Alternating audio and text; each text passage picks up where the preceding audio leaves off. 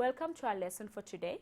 We are focusing on systems technology and we'll be looking at fixing common problems that you can experience while you're busy using your computer. Well, it's very difficult to know what is the problem at the first hand, but with some of the tips that we're going to look at, it can give you an idea on how to try and solve the problems before you even start dialing and calling that technician that will obviously charge you more for something that you could have fixed yourself. Now, there's a lot of things that happen whenever you're using a computer, but if you understand how a computer works, you might be able to pick up the problems that you might experience. Because obviously we know every problem would obviously have a solution, but if you don't know what is the problem, it would be difficult for you to find the solution. Now, listen to this statement. You have been using a computer for months, just a few months, and suddenly it starts giving problems. For example, when you try to connect to USB, it doesn't pick it up. What could cause that? You might start thinking the device that you're trying to connect is not working, or maybe the port is actually damaged, but you're not sure. Maybe it could be the settings of your USB connection device.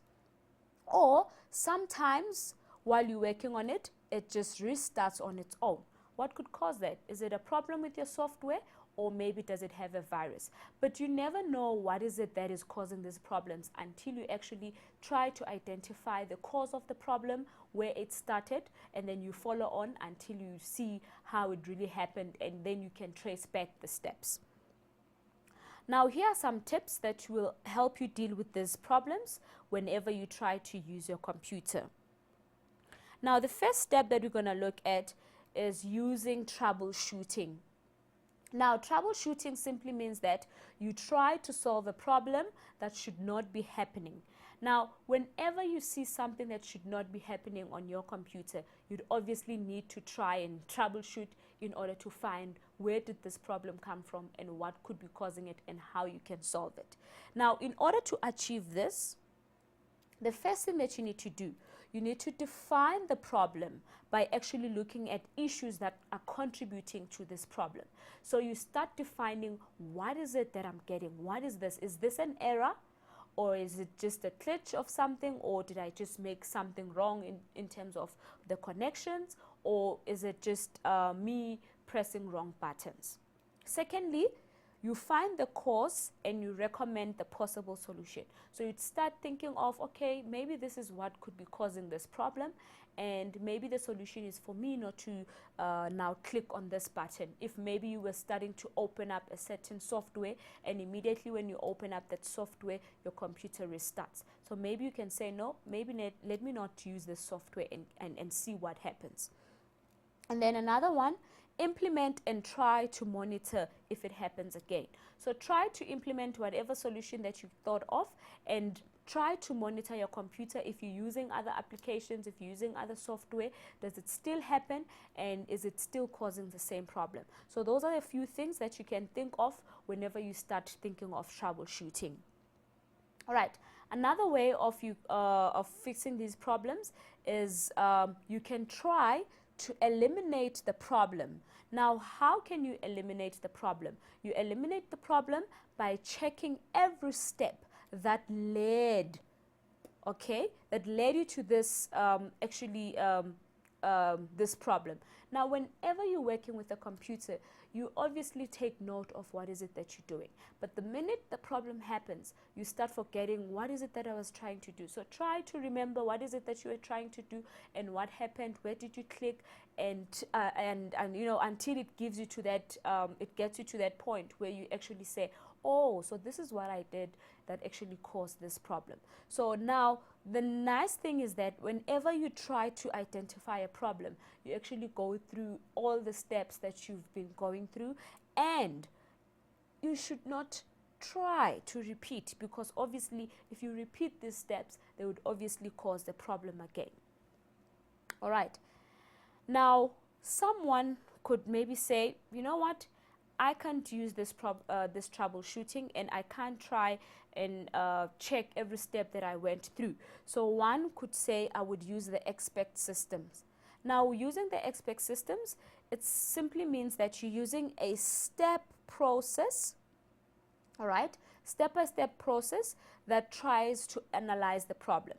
Now this can be done either you use your online or offline help functions. So now where you would obviously need to type keywords or choose from a list of questions to get information about the possible problem. But obviously for you to use this expert system, you should have an idea of what is it that you're experiencing or what is the problem, because obviously you have to be able to type a keyword that would describe your problem that you are facing, or choose a question that is similar to the problem that you are having. And then on your computer, where you can get this, you can go to all programs, and then you can go to maintenance and select the help and support. So in terms of you trying to find this problem, sometimes it just becomes difficult, and I think sometimes online and offline help could be somehow better, but you obviously need to know what is it that you're trying to solve so that you can be able to give an appropriate keyword and be able to get correct results. Another solution, now this is now for specific problems. Now if the problem is with your hard drive or your flash drive or any other devices, this is what you can try to do. Right, you can try to ensure that the drivers are installed, especially for your external devices. Now normally some of these devices that we connect, they come with new software that needs to be installed onto your computer. Now if the drivers are not there, then it would obviously mean that that software, that device would not be recognized.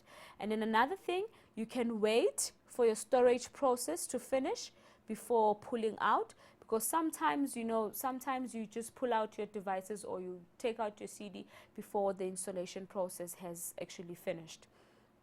And then keep your CDs and DVDs away from heat, scratchy things, because sometimes you might find that actually your computer is not at fault, but your CD is the one that was actually exposed to heat, or it has a scratch. Lastly, avoid moving your hard drive while in use, and that is why mostly they would say you have to be seated when you're using your laptop and you put it on your lap, so not on the road. But obviously we're not referring to things like your cell phones, because obviously it's meant for being used on the road, so that is why it's a mobile device.